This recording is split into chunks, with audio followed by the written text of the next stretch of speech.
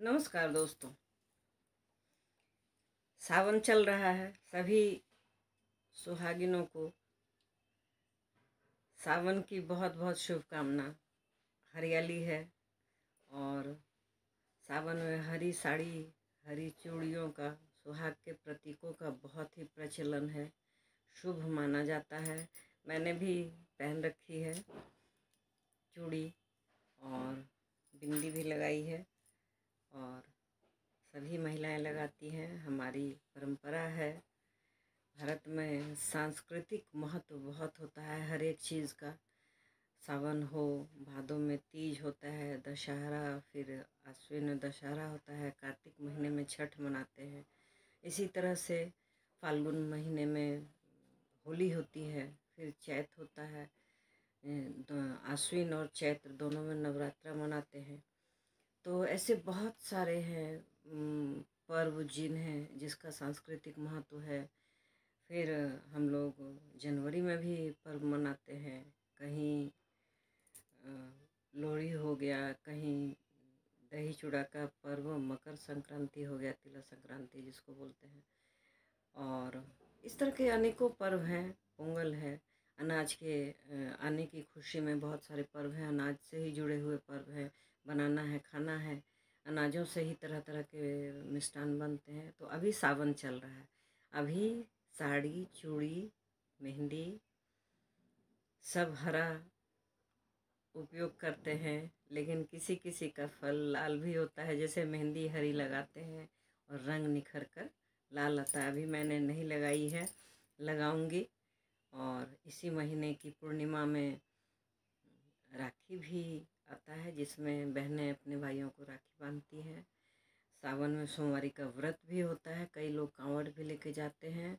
उनके यात्रा की मंगल कामना है और उनके रास्ते में कोई उलझन ना हो, वो लड़ाई ना करें और आस्था से भरपूर, धार्मिक भावना से भरपूर वह शिव शंकर को जल चढ़ाएं और अपनी मनवांछित कामना को पूर्ण होता हुआ देखें और सकुशल घर लौटें।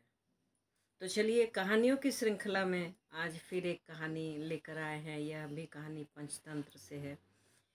तो पंचतंत्र तो हम जानते हैं कि मनुष्यों और जानवरों के द्वारा कहवाई गई कहानी है। मतलब इसमें पात्र मनुष्य भी होते हैं और पशु पक्षी भी होते हैं। तो इस तरह की कहानियाँ बहुत सीख देती थी। इसके माध्यम से शिक्षा दीक्षा बहुत आसान हो जाती थी। और पंडित विष्णु शर्मा जी को एक राजा के पुत्र को पढ़ाने की जिम्मेदारी दी गई थी। और वो पुत्र बहुत मंद बुद्धि के थे और उन्हें पढ़ाना था। राजा के पुत्रों को पढ़ा लिखा कर योग्य बनाना था, युवराज बनाना था, ताकि बाद में राजा के राजकाज को वह संभाल सकें। लेकिन बहुत मुश्किल हो रहा था। तब विष्णु देव ने उसको कहानियों के माध्यम से उनको पढ़ाना शुरू किया और उन कहानियों में मनुष्य के साथ साथ पशु पक्षी को भी पात्र बनाया और काफ़ी रोचक कहानियाँ सुनाई। इससे उन्हें शिक्षा प्राप्त करने में आसानी हुई युवराजों को और बाद में वह अच्छे राजा बने। तो उन्हीं कहानियों की श्रृंखला में हम आगे बढ़ते हैं और एक कहानी सुनाते हैं। एक है टिटहरी के जोड़े की कहानी। एक टिटहरी एक जोड़ा होता है, पक्षी का छोटा सा जोड़ा होता है। वह बालू में अंडे देती है, टिटहरी जो होती है, और टिटहरा उस भी रहता है साथ में। और ये लोग समुद्र के किनारे, तालाब के किनारे, नदियों के किनारे रहते हैं, क्योंकि शायद इन्हें मछली से भोजन की प्राप्ति होती है। यही कारण है कि आसपास रहते हैं जल के। तो जब टिटहरी के अंडे देने का समय हुआ तो उसने टिटहरे से कहा कि कोई अच्छी सी जगह चुनो, और यहाँ सागर की लहरें आती हैं तो इससे हमारे अंडे सुरक्षित नहीं रहेंगे। तो टिटहरे ने कहा कि तुम आराम से अंडे दो, समुद्र कुछ नहीं बिगाड़ पाएगा, समुद्र हमसे डरता है। यह अहंकार था टिटहरे का। लेकिन उसने समझाया अपनी टिटहरी को, और टिटहरी ने वहाँ अंडे दे दिए।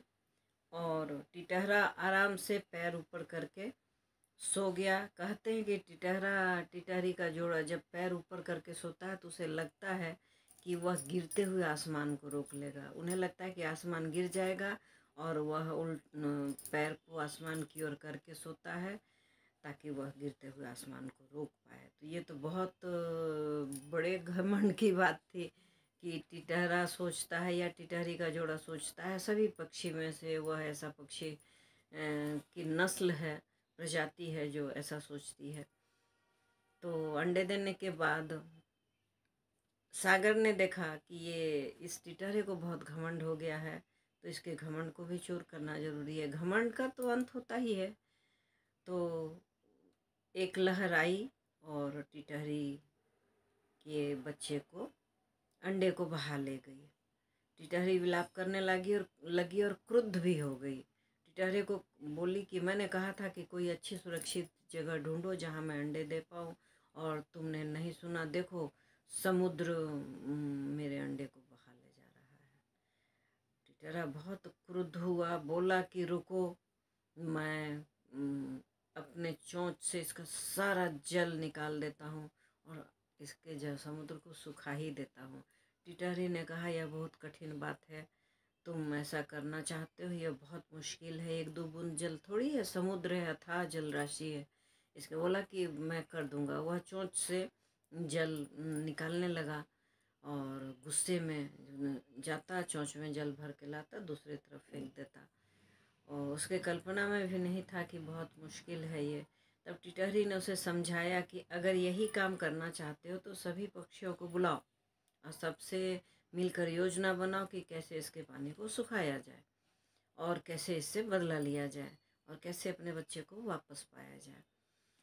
तब टिटहरे ने अपने मित्रों को बुलाया, उसमें मोर, पपीहा और भी कई तरह के पक्षी थे, उनको बुलाया और उन्हें अपनी दुख भरी दास्तान सुनाई। तो उन सब ने कहा कि हम लोग भी बहुत कमज़ोर हैं, तो क्यों न हम गरुड़ के पास चलें।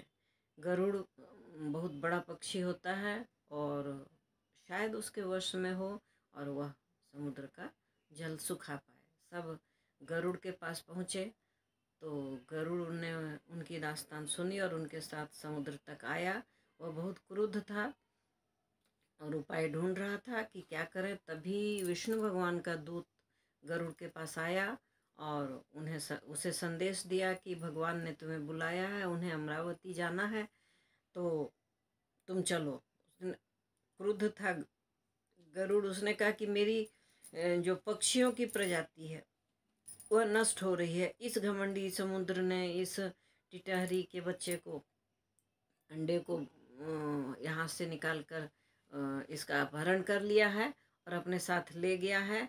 मैं नहीं जाऊँगा, जाओ तुम विष्णु भगवान को बोल दो कि वह दूसरा इंतजाम कर लें, अपने सवारी के लिए दूसरी व्यवस्था कर लें। दूत ने जाकर वैसा ही कहा। विष्णु भगवान ने सुना तो वह आए वहाँ तक और उन्होंने परेशानी सुनी। टिटहरी भी रो रही थी, कातर स्वर में उसने भी प्रार्थना की और गरुड़ ने भी कहा कि भगवान देखिए, इस तरह से अगर नहीं रोका जाएगा तो फिर पक्षियों की प्रजाति ही खत्म हो जाएगी। विष्णु भगवान ने कहा कि ठीक है। उन्होंने